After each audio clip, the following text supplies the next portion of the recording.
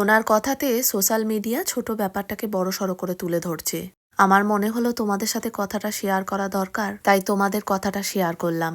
বলো কোনটা বাজাতে পারবে? এটা এটা এটা বাজাবে।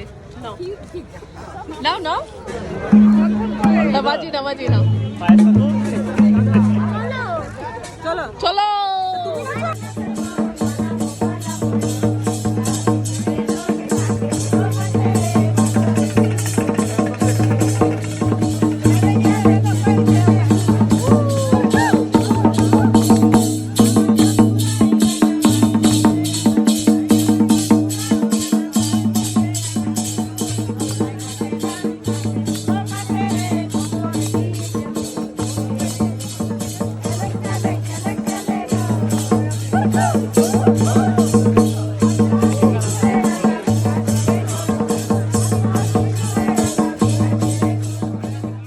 আমার অনেক দিনকার শখ ইচ্ছা যেটাই বলো, আজকে আমি পূরণ করলাম জানো।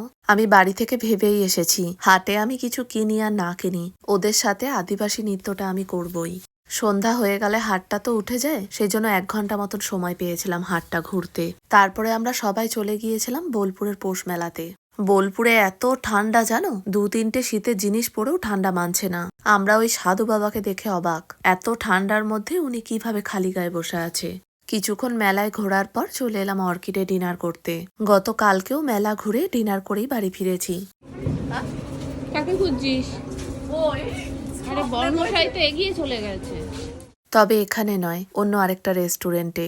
সবার জন্য অর্ডার করা হয়েছিল mix rice, chilli chicken, chicken কষা আর তার সাথে একটা গ্রিন স্যালাড। তাহলে চলো আজকের মতন এখানেই ভ্লগটাকে শেষ করছি। বোলপুরের গল্প কিন্তু এখনো তোমাদের সাথে করতে বাকি আছে। আর ভ্লগটা কেমন লাগলো অবশ্যই লাইক কমেন্ট করে জানিও।